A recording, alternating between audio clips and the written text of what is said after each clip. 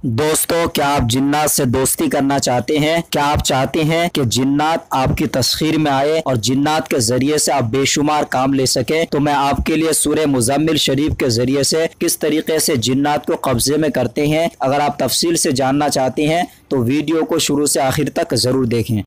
दोस्तों, अगर आप रूहानी अमलियात व वज़ाइफ से दिलचस्पी रखते हैं तो अभी सब्सक्राइब कीजिए रूहानी उस्ताद चैनल को, साथ ही बेल के निशान पर लाजमी क्लिक करें हमारे नए वीडियो सबसे पहले देखने के लिए। रूहानी उस्ताद चैनल के नाज़रीन, अस्सलामु अलैकुम व रहमतुल्लाहि तआला व बरकातुहू। नहमदुहू व नुसल्ली व नुसल्लिम अला रसूलिहिल करीम, अम्मा बाद। अस्सलातु वस्सलामु अलैका या रसूलल्लाह व अला आलिका व अस्हाबिका या शफी यौमल जज़ा। मेरे प्यारे नाजरीन, रूहानी उस्ताद चैनल पर आपका बहुत बहुत खुशामदीद कहते हैं। मैं हूं उमर फारूक अजहरी और आप देख रहे हैं आपका अपना रूहानी उस्ताद यूट्यूब चैनल। दोस्तों, सबसे पहले मैं बता दूं आपको कि जिन्नात या मुअक्किल या हमजात का जितने भी अमलियात होते हैं, इसमें जरूरी होता है कि जलाली और जमाली परहेज करें। इस टॉपिक पर मैंने वीडियो बनाया है, फिर भी यहाँ पे मैं जिक्र कर दूं कि आपको गोश्त, मछली, प्याज, लहसुन, दूध, दही ये सारी चीजें इस्तेमाल नहीं करनी है। आप खाने के लिए जौ का रोटी खा सकते हैं, गेहूं की रोटी खा सकते हैं, चीनी का आप इस्तेमाल कर सकते हैं, चाय पी सकते हैं लेकिन काली चाय होनी चाहिए। आप दूध की चाय नहीं पी सकते हैं। कोई भी दाल आप खा सकते हैं, आप चावल खा सकते हैं और फल फ्रूट आप खा सकते हैं। दोस्तों, इस अमल के लिए जरूरी है आप इस अमल का जिक्र किसी से ना करें। दोस्तों, ये अमल जिन्नात का है, ये अमल वीराने में जाकर करना रहेगा। आप अच्छी तरीके से याद रखें, अगर वीरानी जगह आपको ना मिले तो आप अपने मकान में भी कर सकते हैं, लेकिन ऐसे कमरे का इंतखाब करें जिसमें किसी का आना जाना ना होता हो, खास करके बच्चों का और औरतों का। आप उस कमरे को दिन में लॉक लगा कर रखें और रात के वक्त आप अमल पढ़ें। ये भी याद रखें कि दौरान अमल आपको कोई देखे ना। जब आपको इस अमल में कामयाबी मिल जाती है, सब नेमतें मुयस्सर आएंगी। जो काम आप जिन्नात से कहेंगे वो चश्म ज़दन में पूरा करेंगे। जो काम शराइत में शामिल न होंगे, अगर जिन्नात से कहेंगे तो जिन्नात दोस्ती का दरवाजा हमेशा के लिए बंद करके दुश्मनी का दरवाजा खोल देंगे। और जिन्नात से दुश्मनी का मतलब है कि अपनी बर्बादी, फिर कोई इलाज आपका कारगर न होगा। दोस्तों, मैं आपको बता दूं कि जिन्नात को ताबे करना कोई आसान काम नहीं है। दोस्तों, एक बात याद रखें, कोई भी अमल बजाते खुद मुअस्सर नहीं होता है, अल्लाह के हुक्म से ही उसमें असर पैदा होता है। अब तरीका को अच्छे से समझ लें। पहले गुस्ल कर लें, गुस्ल करने के बाद पाकीज़ा लिबास पहन लें, लिबास को इतर से मुअत्तर कर लें। जहाँ पे आप अमल पढ़ेंगे सबसे पहले एक मजबूत हिसार कर लें। आपको 3 मरतबा दुरूद शरीफ और आयतुल कुर्सी 3 बार, चारों कुल 3-3 मरतबा, फिर दुरूद शरीफ 3 बार पढ़ के अपने गिर्द किसी छुरी के जरिए से या चौक के जरिए से आप हिसार कर लें और हिसार करने के बाद वहाँ पे बैठ जाएं। रिजालुल गैब का ख्याल रखिएगा तो अमल में ज्यादा कामयाबी मिलेगी। दोस्तों, इस अमल को नौचंदी जुमेरात से ही शुरू करें। रात के 12 बजे के बाद इस अमल को पढ़ें। दोस्तों, सूरह मुज़म्मिल शरीफ 40 मरतबा पढ़ना है, 40 दिनों तक बेला नागा। अव्वल आखिर 11-11 मरतबा दरूद शरीफ जरूर पढ़ें। दोस्तों, अमल जब इख्तिताम हो जाएगा आपका तो जिन्नों का सरदार हाजिर होगा, जिसके साथ और भी जिन्नात होंगे। वो आकर हिसार के बाहर खड़े हो जाएंगे और जिन्नों का सरदार आपसे पूछेगा कि हमें क्यों बुलाया है। आप उससे कहें कि मैं दुनियावी कामों और जायज कामों में आपसे मदद लेना चाहता हूँ। फिर आपसे कुछ शराइत तय करेंगे और बतौर निशानी आपको एक अंगूठी देंगे और हाजिरी का तरीका आपको बता देंगे। फिर आपको जब भी हाजिर करना हो, जो तरीका बताए उस तरीके पर अगर आप अमल करेंगे तो तुरंत वो हाजिर हो जाएंगे।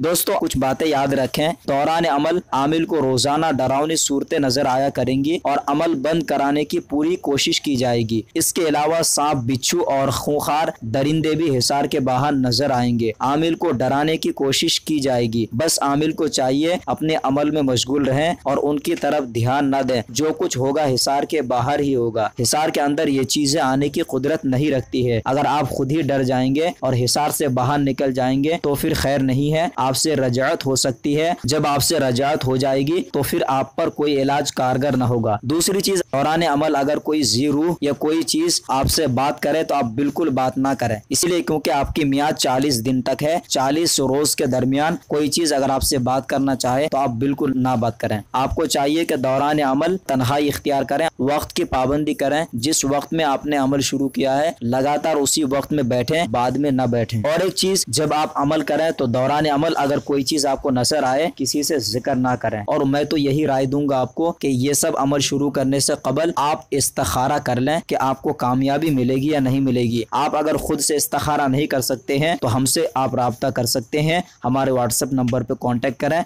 मैं इंशाअल्लाह ताला इस पर अच्छी तरीके से आपको रहनुमाई करूंगा। दूसरी चीज, आप जब इस अमल को करें तो बेहतर यही है कि आप किसी उस्ताद के जरिए से इस अमल को करें। इसमें फायदा यह है कि अगर आप किसी के रहनुमाई में इस अमल को करते हैं तो दौरान अमल अगर कोई ऐसी मुश्किलात पेश आते हैं तो उस्ताद आपकी मदद करेंगे और आपको कामयाबी मिलेगी। और अमलियात की जो तमाम शराइत है, मैं इस टॉपिक पर वीडियो अपलोड कर चुका हूं कि अमलियात की पोशीदा राज क्या है, 2 पार्ट में है, उसे जरूर देखें। जो अमलियात की शराइत से वाकिफ नहीं है और यही वजह है कि उन्हें कामयाबी नहीं मिलती है, आपको चाहिए कि आप सारी बातों को ध्यान रखें, फिर इस अमल को करें। इंशाअल्लाह अज़्ज़ा वजल आपको यकीनन कामयाबी मिलेगी। दोस्तों, मैं उम्मीद करता हूँ कि पिछले अमाल की तरह ये अमल भी आपको पसंद आए होंगे। अगर आप हमारे रूहानी उस्ताद चैनल के नए मेहमान हैं तो हमारे चैनल को सब्सक्राइब जरूर करें, हमारे वीडियो को ज्यादा से ज्यादा शेयर करें और लाइक करें। अब रूहानी उस्ताद को दे इजाजत, अब अगले नए वीडियो के साथ मिलेंगे इंशाअल्लाह अज़्ज़ा वजल। तब तक के लिए खुदा हाफिज, फी अमानिल्लाह।